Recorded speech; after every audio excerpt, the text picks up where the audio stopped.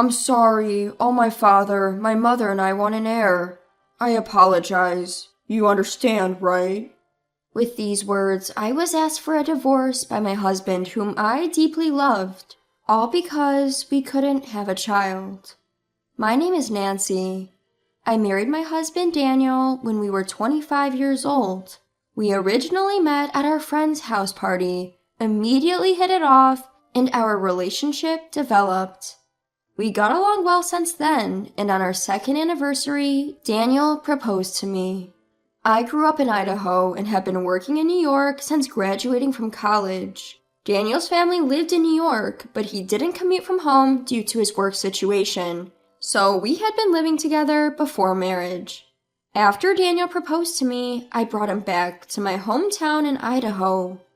My parents were thrilled with our marriage, especially my dad, who took a liking to Daniel and enjoyed drinking with him. Several weeks later, it was time for me to greet Daniel's parents, and I was very nervous. I had never thought I'd feel so anxious to meet my love's parents like this. This was the first time I experienced this event. Seeing me like this, Daniel reassured me. Don't be so nervous. My mom and dad are really nice. And he was right. I was able to relax and connect with my lovely in-laws when I met them. Daniel was an only child, so his parents had only raised him. They even said that they were happy because it felt like they finally had a daughter. They were truly warm and wonderful people.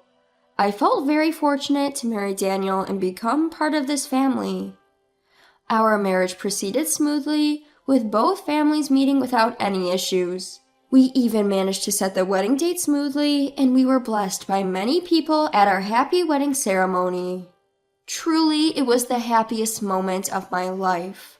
With our marriage registration, we rented a new apartment and started living together. The distance from our in-laws' house was not too far, but they told us, "You should enjoy your newlywed life together. If you need help, we'll be there." So, we started our new life as a couple. Our days were genuinely happy, and no matter how hard work was, knowing I would come home to my beloved husband made it bearable. On our days off, my husband and I would watch movies, go out to eat delicious food, and sometimes we would visit his parents' house and have a meal with them. But then, one day about a year into this blissful routine, a conversation arose while we were visiting my husband's family, and I was sipping tea they had served.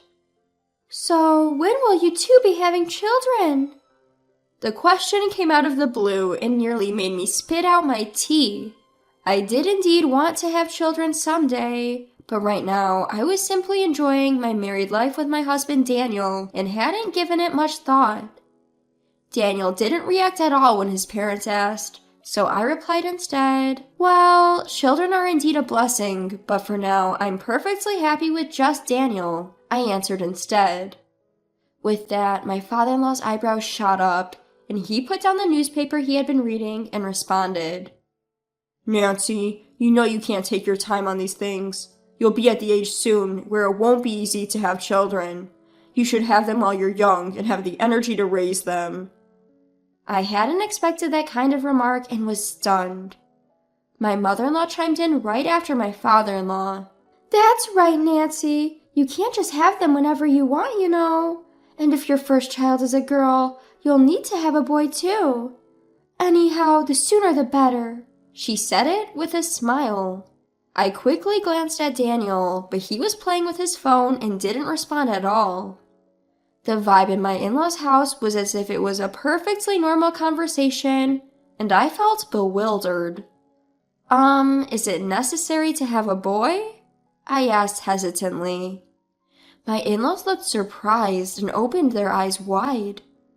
"What are you talking about? Of course, it's necessary to have a boy for inheritance purposes. That's why we approved of your marriage so quickly." They said it as if it was the most obvious thing in the world. An heir? A boy is necessary?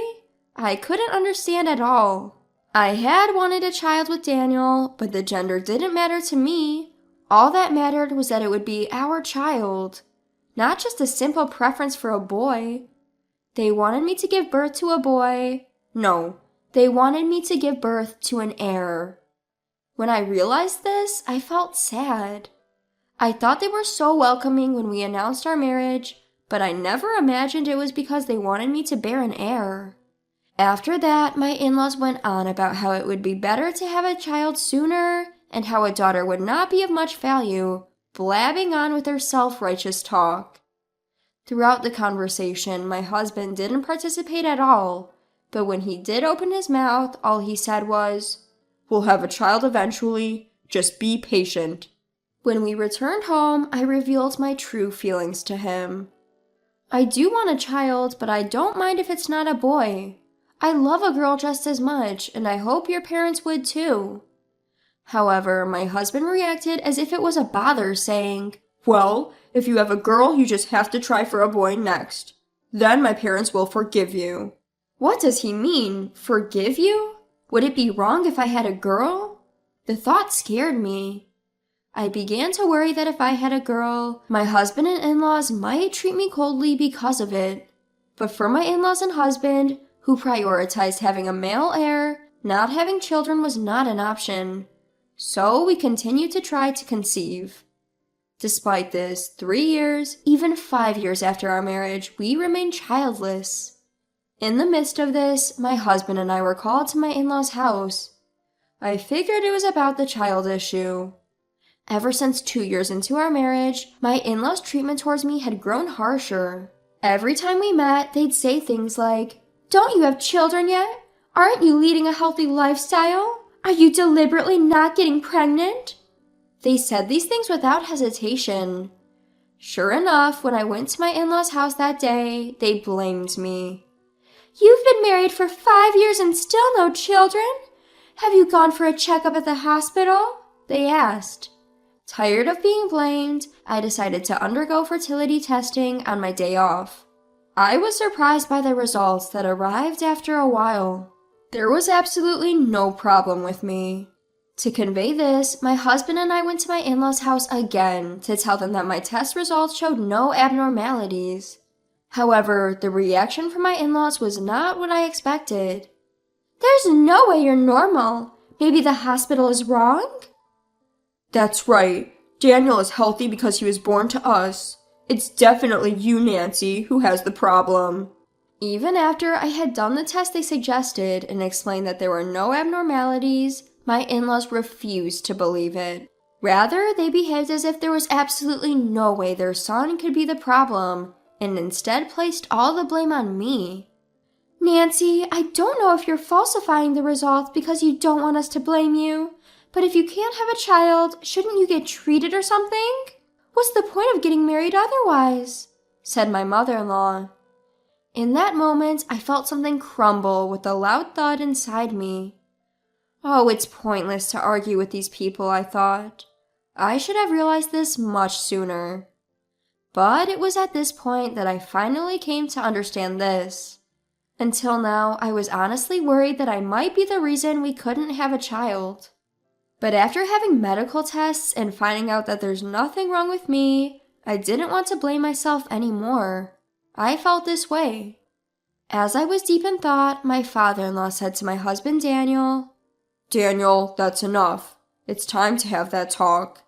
Then Daniel turned to me and said, "Sorry, my dad and mom want a grandchild. I'm sorry. You understand, right?" he said. At that moment, I understood that he was asking for a divorce. Normally, I'd be livid about being asked for a divorce for such a reason, but I had already given up on this family, so it didn't seem odd that they'd demand this. All right, let's get a lawyer. And so, we looked for a divorce lawyer and called the office as soon as we got home. I quickly found a new apartment and decided to move out as soon as it was available. At the time of property division, Daniel gave me a larger than average amount.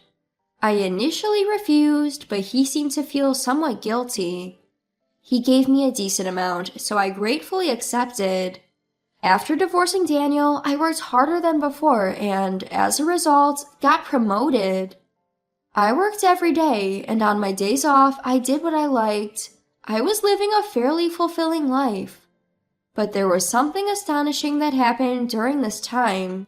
About 2 months after the divorce, I found out through a mutual friend that Daniel had remarried. I thought, getting married again only 2 months after a divorce? Huh? But maybe they had been involved since we were married. Otherwise, it's hard to imagine a remarriage in such a short period of time. But I had received a decent amount of property, and I had no lingering feelings for my ex-husband, so honestly, I didn't care. I continued to focus on my work, and about 4 years after divorcing Daniel, I remarried a man who was 3 years younger than me. He knew that I was divorced, but he still wanted to be with me. For me, who had been focused solely on work for a while, he was a truly healing presence, someone who always made me feel calm when we were together. To my surprise, I became pregnant soon after we got married. We had a boy who, just like his father, had a gentle face. My husband, who loved children, was very cooperative in child rearing, which helped me recover quickly and return to work. 3 years later, I was blessed with another child with my husband, and this time it was a cute girl. My husband was even more doting on our daughter than he was on our son, to the point of astonishing both me and our son. Nevertheless, we were spending every day with ceaseless smiles, full of happiness. Our daughter started going to daycare, and I was back at work. One day, my husband suggested I should relax a bit, so I went out for drinks at a bar with my work colleagues after work. There, coincidentally, my ex-husband was also drinking with his colleagues and started a conversation with me as I was about to leave. "You got remarried, didn't you?" He nodded awkwardly. "But we didn't have any kids. Turns out my new wife was infertile. She said she couldn't handle the pressure from my parents and left," he shared. "Huh? Is she?" When I responded to him dismissively, suddenly he grabbed my shoulder. "Hey, Nancy, why don't we start over? I'd rather be with you if I can't have kids. I think I'd be happier." He made such a self-centered proposition. I was pissed and responded, "It's too late now." I retorted and opened the pictures of my children on my phone, shoving it in front of my ex-husband. Seeing the pictures, my ex-husband was visibly shaken, stuttering. "Whose kids are these?" "They're mine. They're the children I had with my current husband. Don't compare your pathetic life, forever under your parents' thumb, with mine." I rebuked, shook off his hand, and left. I could hear my ex-husband calling out to me from behind, but of course I ignored him. The thought of my clueless ex-husband, who still didn't realize his own fault, made me sick. When I got home and told my husband about the incident, "It was the right decision to divorce him. Thank you for marrying me and giving birth to our adorable children." I felt truly grateful from the bottom of my heart for having a chance to start over with this man. A few days later, my ex-mother-in-law, who had probably heard the story from my ex-husband, contacted me on my phone. "I'm sorry for the past. I heard you have children now? A boy, isn't it? Come visit us sometime," she proposed. However, I had no intention whatsoever to let my children meet my ex-in-laws or my ex-husband. I knew that nothing good would come out of it. So I replied, "No thank you. Besides, I am divorced from your son. Please don't contact me anymore." I hung up the phone and immediately blocked their numbers. Since then, I've had no interaction with my ex-husband and his parents. If I could help it, I would never want to see or hear from them again. I regretted the fact that I had a divorce because I was married to my ex-husband, especially during the early stages of my divorce. But now, I feel grateful instead. Because I met and married my ex-husband and divorced him, I was able to meet my current husband and our adorable children. When I think about it, everything that happened had meaning in its own way. I just want to cherish the happiness in front of me. The life with my beloved husband and our adorable son and daughter. This everyday life. The fact that I am happy would surely be the best revenge against my ex-husband and his parents.